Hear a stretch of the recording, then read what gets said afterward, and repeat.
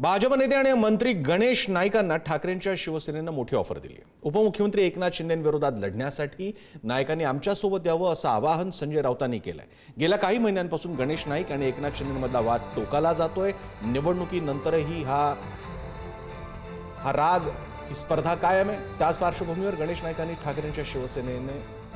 ठाकरेंच्या शिवसेनेनं प्रेमाचा सल्ला दिला।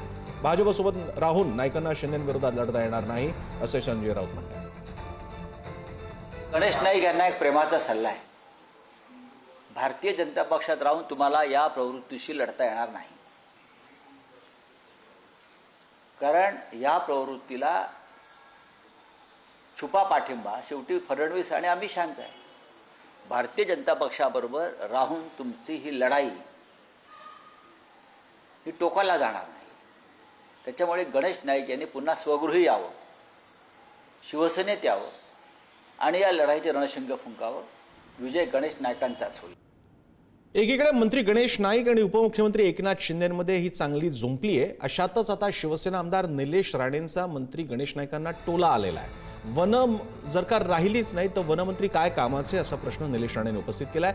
जसे नवी मुंबईचे डोंगर पोखरले तसं आता जंगल पोखरली जात आहेत अशा भाषेत निलेश राणेंनी मंत्री नाईकांवर टीका केली।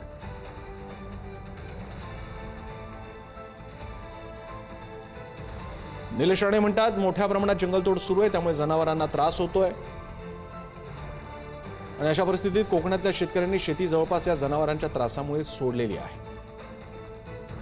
लाकूड तोडी एवढ्या मोठ्या प्रमाणात चालते की वनमंत्र्यांच्या परवानगीनं चालली आहे का असा प्रश्न पडायला लागला आणि वन राहिलीच नाही तर वनमंत्री काय कामाचे विचारतायत निलेश राणे। ते शिंदेच्या शिवसेनेचे नेते, जसे नवी मुंबईचे डोंगर पोखरले तसे आता जंगल ही पोखरली जातात। सगळे विषय गंभीर आहेत, पण सध्या वनमंत्री स्वतःला टीआरपी मिळवण्यासाठी व्यस्त दिसतात।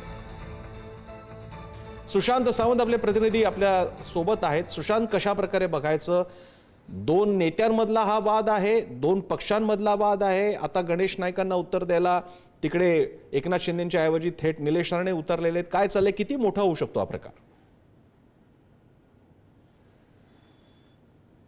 प्रसन्न सर, या वादाची सुरुवात खरं तर आपण बघितलं असाल तर पालिका निवडणुकीच्या तोंडावर झाली आणि जागा वाटपापासून ही सुरुवात झालेली होती। त्यानंतर गणेश नाईक यांनी वारंवार एकनाथ शिंदे यांच्यावर टीका केली होती। नुकतीच 2 दिवसापूर्वी त्यांनी एकनाथ शिंदे यांच्यावर टीका केली होती आणि त्यांच्या टीकेला आता खऱ्या अर्थानं निलेश राणे यांनी वेगळ्या पद्धतीने उत्तर दिलंय। त्याचं प्रमुख कारण हेच आहे, ज्या पद्धतीने गणेश नाईक एकनाथ शिंदेंवर टीका करतायत त्यामुळे शिवसेनेकडून कोण एक फायर ब्रँड नेता असू शकतो जो गणेश नाईकांना उत्तर देऊ शकतो, तर अर्थात निलेश राणे यांना सांगण्यात आलं। निलेश राणेंनी आज कोकणातील महत्त्वाचा मुद्दा, गेल्या काही दिवसांपासून कोकणामध्ये वन्य प्राण्यांपासून भातशेतीचं नुकसान होत आहे आणि हाच मुद्दा पकडत गणेश नाईकांवर टीका करण्याची संधी निलेश राणेंनी घेतली आणि त्यांनी म्हटलंच प्रत्यक्षपणे की टीआरपी मिळवण्यासाठी वनमंत्री सध्या टीआरपी मध्ये व्यस्त आहेत।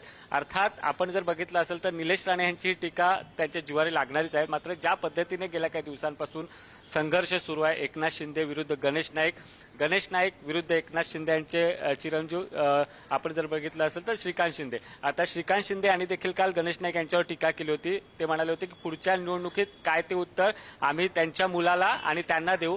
अर्थात संजय राऊत यांनी देखील आज एक महत्त्वपूर्ण विधान केलेलं आहे। गणेश नाईक हे पूर्वाश्रमीचे शिवसेनेचे होते, शिवसेनेचे फायर ब्रँड नेते अशी त्यांची ओळख होती, आता ते भाजपमध्ये आहेत।